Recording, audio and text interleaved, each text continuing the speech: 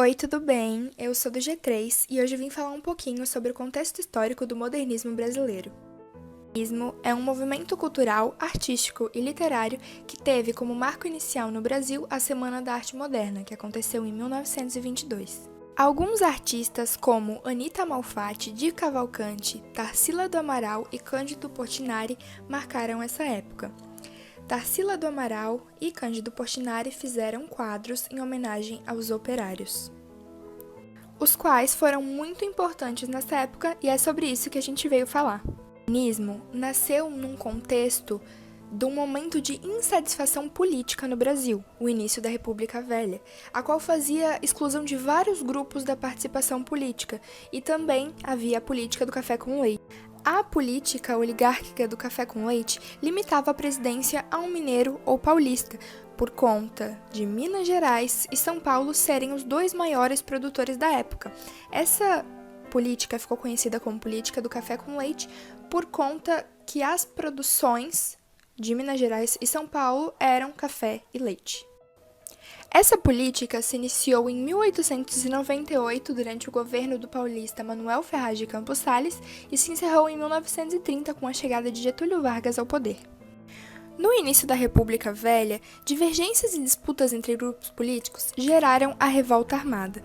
Um desses fatores foi a renúncia do Marechal Deodoro da Fonseca em 1891, que deixou o cargo para Floriano Peixoto, que foi quem destituiu todos os governadores que apoiavam Deodoro, e esse fato gerou várias divergências políticas. Após Floriano assumir o poder, os militares revoltosos da Marinha começaram a contestar a legalidade do governo dele, pois na Constituição dizia que o vice-presidente só poderia assumir o cargo após 2 anos de mandato do presidente, e como a renúncia de Deodoro aconteceu antes de 2 anos, os revoltosos contestaram a legalidade constitucional do governo dele.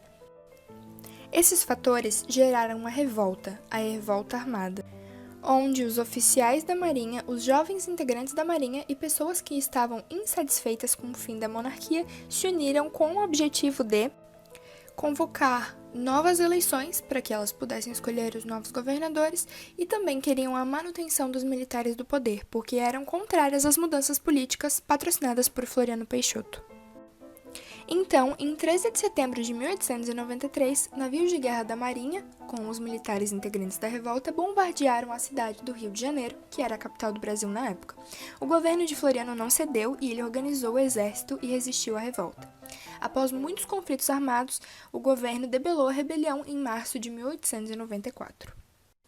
Logo após isso tudo, o primeiro presidente civil da história republicana brasileira, Prudente de Moraes, foi eleito, herdando de Floriano uma grave crise política. Ele enfrentou algumas tensões, como a Guerra de Canudos, que aconteceu na Bahia, que ocorreu de 1896 a 1897 na então comunidade de Canudos, que ficava no interior da Bahia.